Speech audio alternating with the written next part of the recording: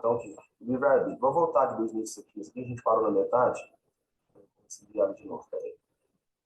Então, planejamento, livre-arbítrio e a importância das suas escolhas. Para entender a relação entre planejamento reencarnatório e livre-arbítrio, vamos acompanhar 2 questões do livro dos Espíritos de Allan Kardec. Você já tinha lido isso aqui já, né? Vamos para a segunda. Do livre-arbítrio, cadê? Segunda aqui, ó. Pergunta 844 do livre-arbítrio, goza o homem desde o seu nascimento? Resposta. A liberdade de agir, desde que haja vontade de fazer. As primeiras fases da vida, quase nula é a liberdade, que se desenvolve e muda de objeto com o desenvolvimento das faculdades, estando seus pensamentos em concordância com o que a sua idade reclama. A criança aplica o seu livre-arbítrio àquilo que lhe é necessário. O livre-arbítrio, portanto, é a nossa capacidade de escolha autônoma, que pode ser usada tanto para decisões boas quanto para ruins. Todos os nossos atos são julgados pela justiça divina. Se não nos redimirmos pelos erros nessa encarnação atual, o nosso espírito carrega o fardo, e esse fardo pode ser a razão das circunstâncias estabelecidas no planejamento encarnatório. Mas o livre-arbítrio também pode ser usado a nosso favor, além de corrigir as imperfeições impostas da nossa encarnação, a como superar as expectativas, resta andar no caminho do bem. Então, o que a gente estava falando aqui, né? O livre-arbítrio, a gente sempre teve ele, né? E tentar sempre usar ele para o bem, porque é o caminho do bem, né?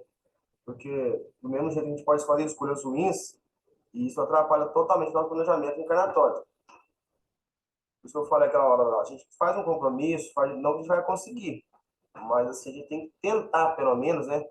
O mais próximo possível, de fazer o bem, de estar tentando fazer o que está dentro da gente, sabe aquele sentimento que a gente tem, você fala assim, nossa, cara, isso aqui, eu tenho que melhorar isso aqui. Isso aí são coisas que a gente tem que fazer no dia a dia.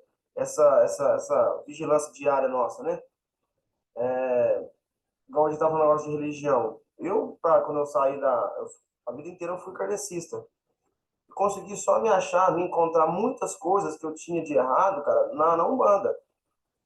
Não é que eu conseguia ver. Hoje em dia eu consigo ver muita coisa que hoje antigamente eu não via. Eu fiquei 21 anos no Espiritismo, não falando que a religião é diferente, outras são diferentes. Como a Samanta comentou, a gente tem que estar se sentindo ali internamente, de coração. E eu senti na Umbanda muita mudança que eu vi em mim. Então, assim, se você mudou, está indo pro lado do bem, cara, segue aquilo que aquilo vai dar certo. Não deixa de passar, não. Vai em cima daquilo que vai dar certo. Agora tem aqui a reencarnação compulsória. Eu vou falar de novo do livro lá. Ó. Na história de Segismundo, a oportunidade de voltar como filho do casal ao qual fez sofrer na vida passada é fruto de merecimento. Segismundo se redimiu de seus erros e trabalhou no plano espiritual para conquistar a chance de se resolver consigo mesmo e com seus antigos algozes. Mas nem sempre é assim que acontece. Então, aqui, ó, essa parte de cima aqui, que acontece? Ele pelo seu, foi mérito dele, merecimento dele, do planejamento que estava lá na Terra, durante essa fase de espírito errante, ele se planejou, ele conversou, lógico, teve o perdão, né, dos antigos algozes, que foi o casal, um deles que ele matou, o marido dela, e ele voltou como filho deles. Então, assim, ele viu o que ele fez de erro. Ele quer através do quê? Não tem outro meio a não ser através do amor, gente.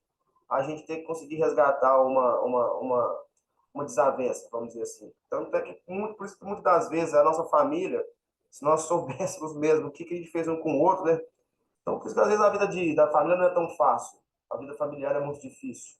Às vezes a gente tem amigos mais fora de casa do que dentro. Porque na maioria das vezes, né, a nossa família são divergências que a gente teve mesmo em vidas espirituais.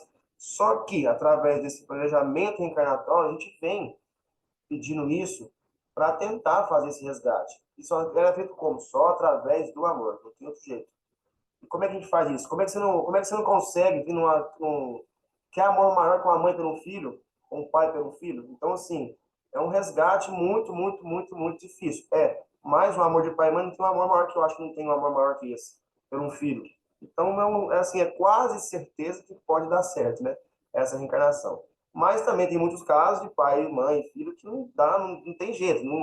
Acho que quando o espírito está lá, promete mil coisas no planejamento, mas assim, ele já tem aquela índole dele. Aquilo está gravado dentro dele, que aquela pessoa que está ali, a gente sente, né, vamos dizer assim, as sensações da pessoa que já fez mal para a gente. Então ele vem com aquela coisa, mas quando cai aqui na Terra, nessa influência terrena, vamos dizer assim, aquilo pode vir à tona de novo. Então, às vezes, pode ser motivo de muitas brigas de pai, de mãe, essa influência terrena, entendeu? E às vezes estamos também vamos dizer, os inimigos também, os inimigos que a gente já tem também, que ajuda a gente a poder fazer essa desavença com a família, que quer o nosso mal também, que quer atrapalhar a nossa evolução. Então, assim, a influência da Terra é muito, muito, muito forte nesse planejamento nosso. Agora vamos colocar aqui, eu falei só desse exemplo aqui em cima aqui, agora que eu vou falar sobre o que é a reencarnação compulsória. Ele fala que ele conseguiu, né? Os dois conseguiram fazer o casal vir como ele tinha feito o mal. Agora, em alguns casos, a reencarnação é processada sem a concordância prévia do espírito.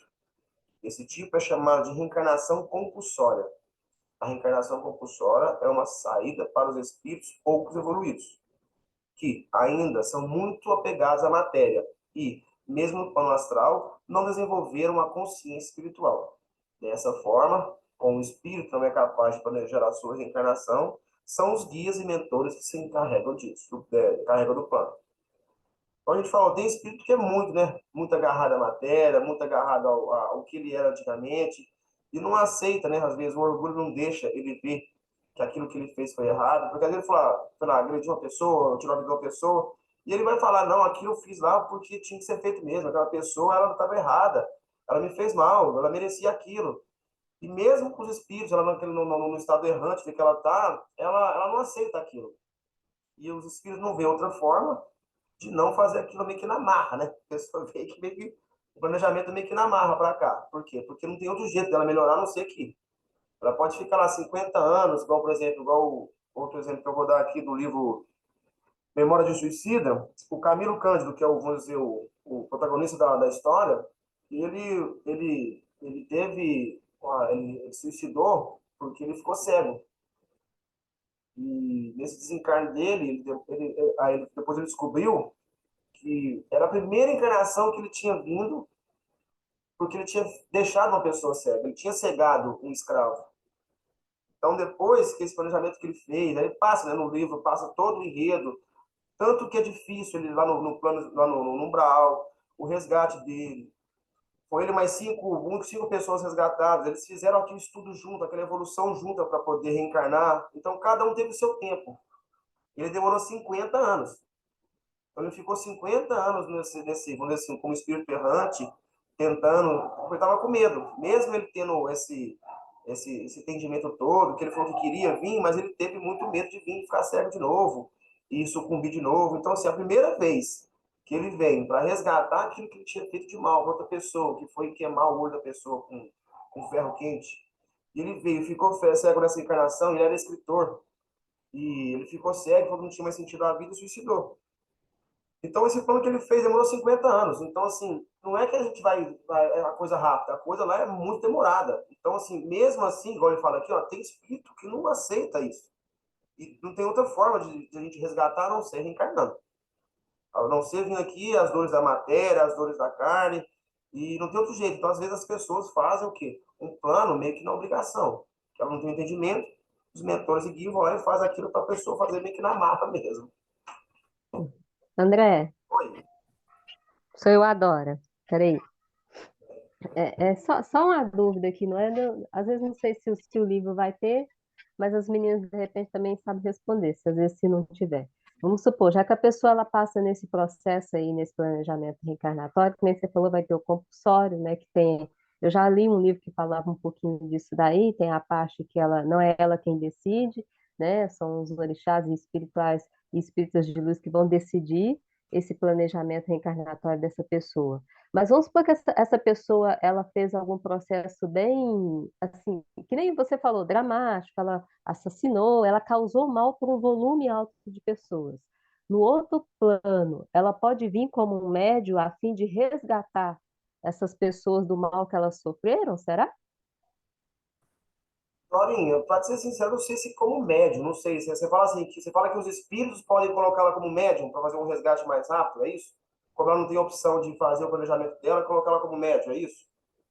Isso, até a ponto dela, vamos supor, ela vai trabalhar em prol dessas pessoas que ela prejudicou. Então, ela vai ter que fazer isso até através da mediunidade também. Aí eu falo, será que essa pessoa ela sai do nível que ela está ali, nesse mal que ela causou, e ela vai para nesse ponto, para poder até ela mesma ter que se aceitar e fazer esse trabalho? Ou será que ela vai subindo, gradativo isso? Ô, Dorinha, eu vou te dar a minha opinião aqui, depois a mãe fala aqui pra gente também a opinião dela. Eu acho assim, se eles escolheram ela como, enfim, como uma pessoa, uma médium, eu acho que tudo que você faz em prol do outro, tudo isso é contabilizado para o seu crescimento, para a sua evolução. Então, assim, eu acho que assim, eles podem até colocar a pessoa como médium. Lógico, aquilo não vai ser fácil, porque tem muitos médios, Dora, que a gente planeja isso lá em cima, que não cumprem aqui embaixo. No caso, ele está sendo meio que obrigado. Então, assim, eles podem até fazer planejamento se vai ser cumprido ou não, depende dele também, ele vai ter o livre-arbítrio dele aqui na Terra. Mas se ele conseguir, eu acho que ele vai ter uma evolução, porque tudo que a gente faz em prol do outro, pro bem do outro, isso tudo é contabilizado. Por mais que a gente não ache que não faça, uma coisinha muito simples que a gente faça, tudo é contabilizado. Mãe, o que você complementa aí? É, a mediunidade é, via de regra, a ferramenta que nós temos para avanço da nossa evolução de forma mais rápida. Hum? É isso que é a mediunidade para nós, tá? É uma ferramenta, né? Para que a gente realmente evolua de forma rápida, mais rápida do que o normal. Só que todos nós somos médios.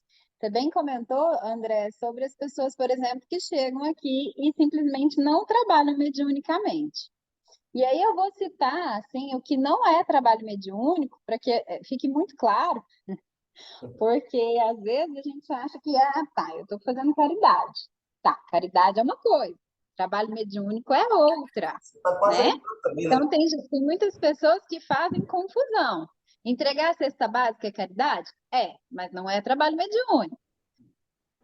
Estar dentro da casa espírita, recepcionando as pessoas, conversando com as pessoas, encaminhando as pessoas, explicando, dando boas-vindas, ou, né, orientando, trabalhando numa biblioteca dentro do centro, trabalhando com a evangelização dentro do centro, trabalhando, palestrando dentro do centro, isso não é trabalho mediúnico.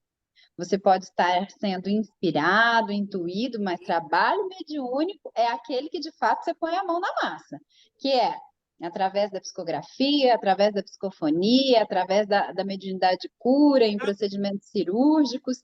Isso sim, né? Isso sim é trabalho mediúnico. Tem outros, muitos, né? Eu estou assim, só resumindo, é porque realmente às vezes acontece essa confusão, né? Para as pessoas entenderem o que é um trabalho mediúnico. É que quando você está sendo realmente tendo a sintonia.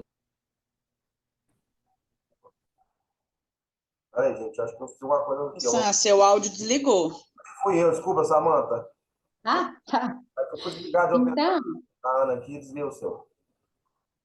então, assim, via de regra, a mediunidade é essa ferramenta que nós temos para avançar.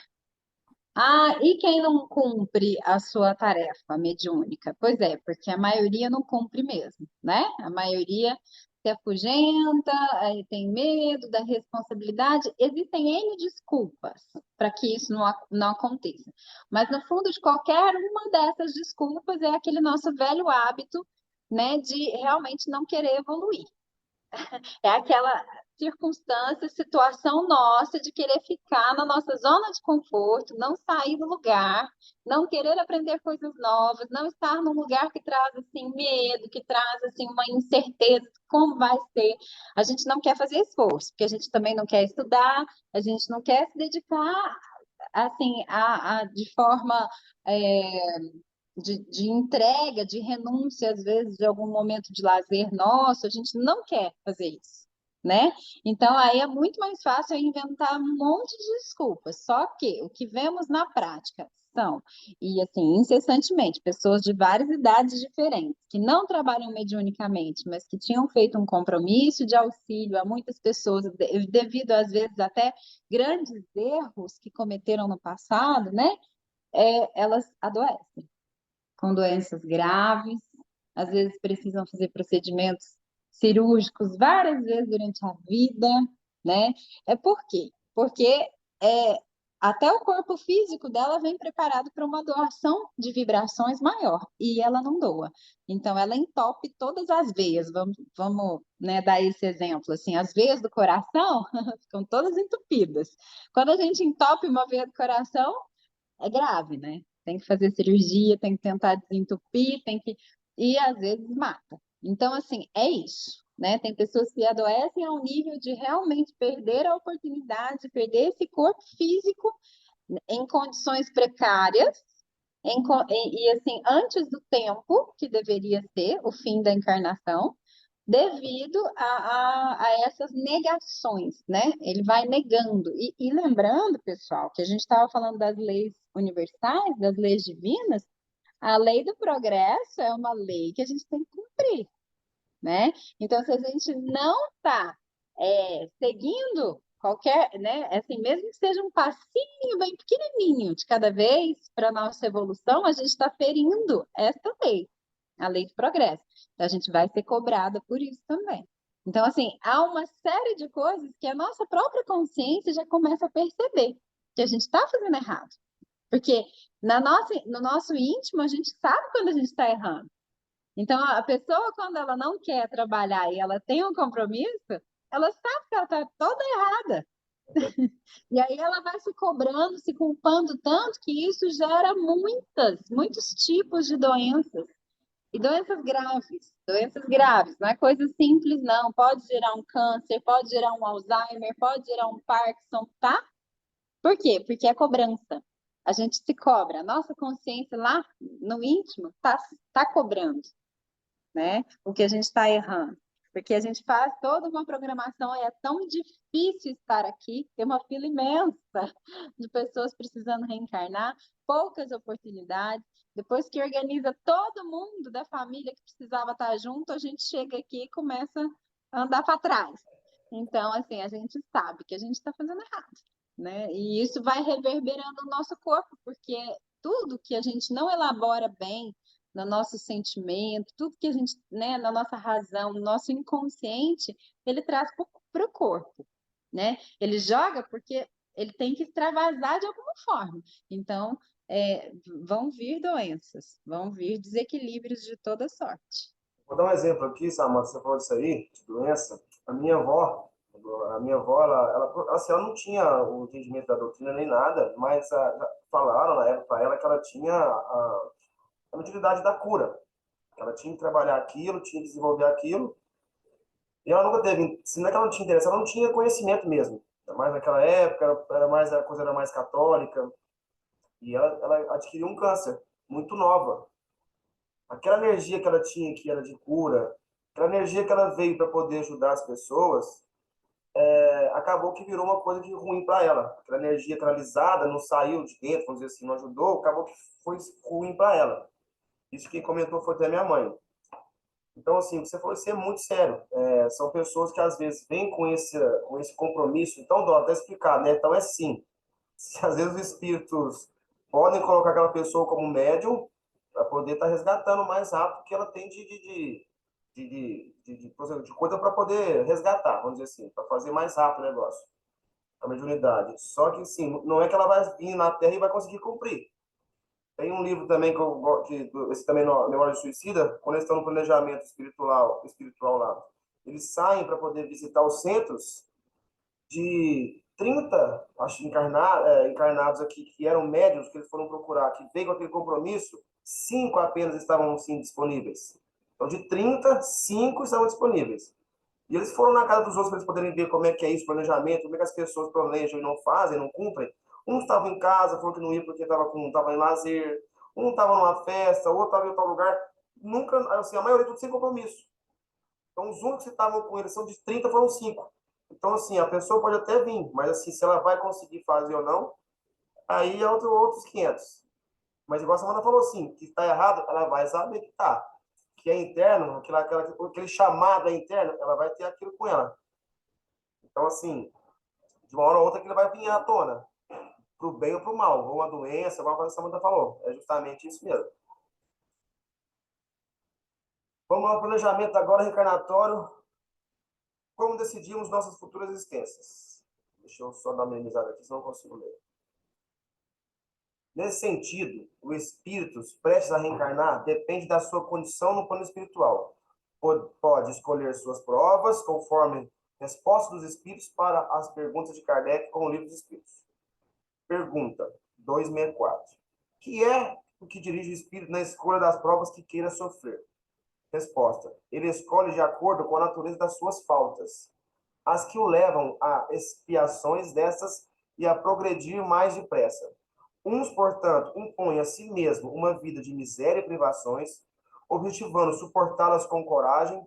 Outros preferem experimentar as tentações da riqueza e do poder, muito mais perigosas pelos abusos e má aplicações a que podem dar lugar, pelas paixões inferiores que uma e outra desenvolvem.